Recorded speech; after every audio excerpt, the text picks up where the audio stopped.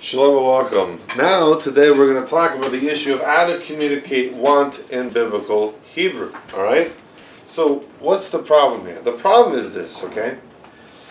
In biblical Hebrew, there is no physical verb of want. Matter of fact, Hebrew functions only upon verbs themselves, and they don't have helping verbs by which we use in communication in English. For example, if I said, I want to do obviously is a verb, and then we have the issue of want is the helping verb, okay? We don't have helping verbs in biblical Hebrew. But what we do have, we have to show this as to why this is important and how this is existing. And here's a perfect example of this in the actual Hebrew Bible. The Torah says, V'ki yigor itecha ger, when there was sojourn with you a ger, a stranger, right? This is a non-Jew who has left his nationality and decides that he wants to walk in the ways of Hashem, okay? V'asa Pesach la'Adonai chimo lo kal zachar v'az yikarev la'asoto. Now here's where it gets strange in this passage here, and I'll tell you why.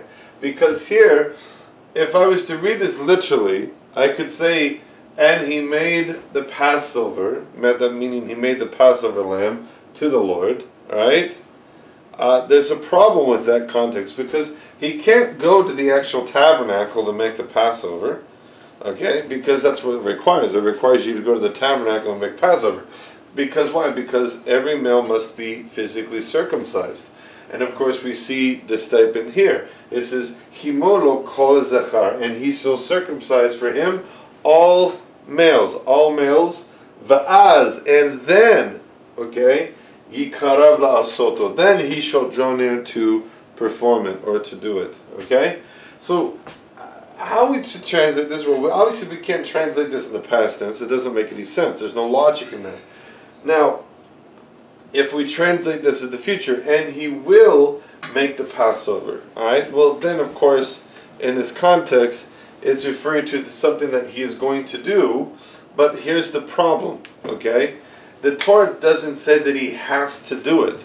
The Torah is asking us to, the Torah is teaching us to understand the fact of when a ger is wanting to become a part of Am Yisrael, that in his desire to become a part of Am Yisrael, he also wants to be part of the covenant. That's why the Torah says, Himo lo kol zachar, that he shall circumcise every single male. And that's the issue we find here.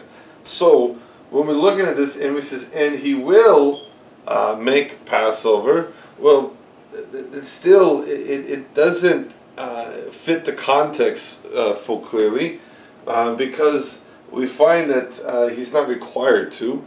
And so, because he's not required to, what is happening here? We have to translate asa with the attitude of a mood of want, okay? Which means here, asa would mean literally, and he wants to make. Alright?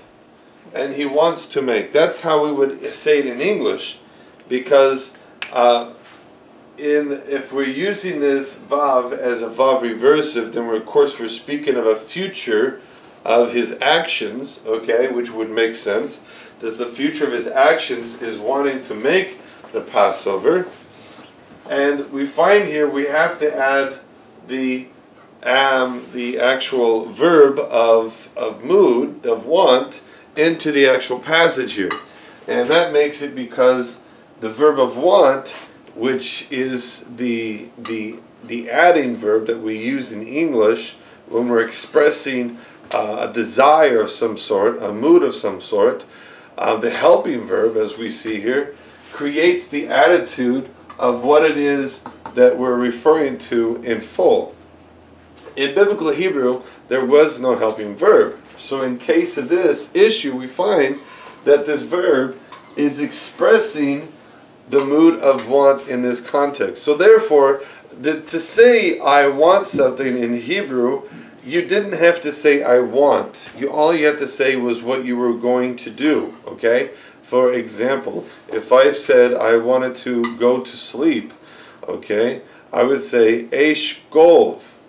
Eshkov in normal forms would mean I will lie down, but if I said I wanted to, the context based upon the verbalization eshkov, which means I want to lie down, and it would be understood based on that actual context.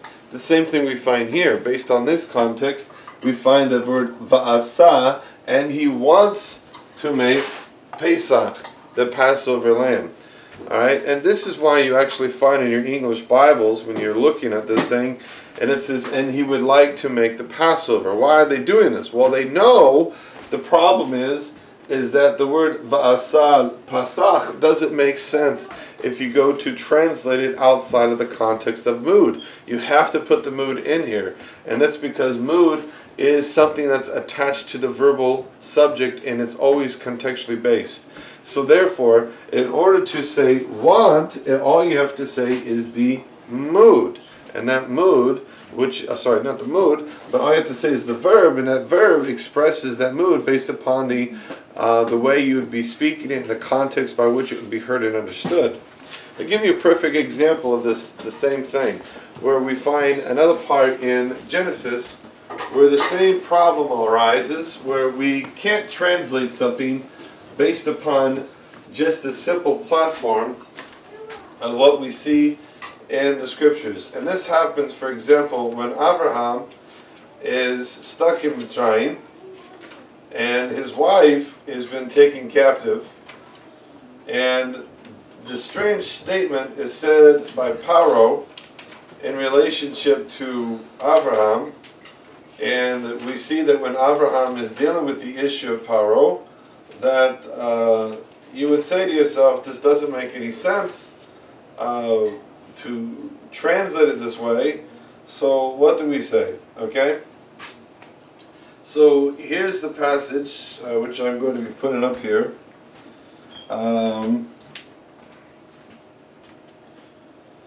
Okay, so I'm going to put the beginning part of the passage here so we can see it in full.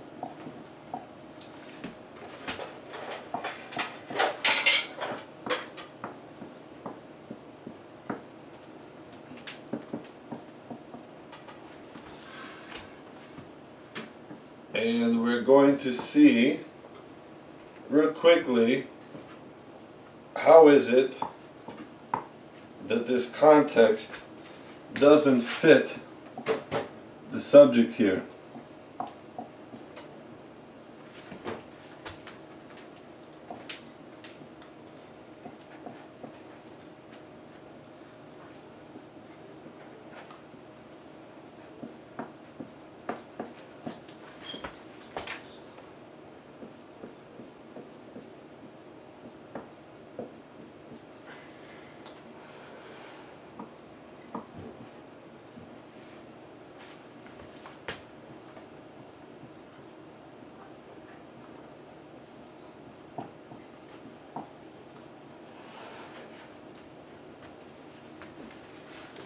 So here's the sentence, alright?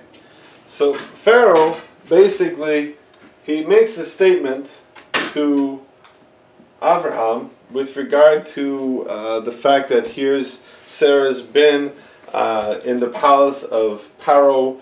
Pharaoh had taken Sarah, and so he's confronting Abraham in his version of how he wants to portray the events, and he begins it. I'm going to make this a little prettier here. And he begins it by saying, Lama amarti achotihi. Why is it, I'm going to make sure I wrote that correctly. No, amarta. I knew something was wrong here. Okay.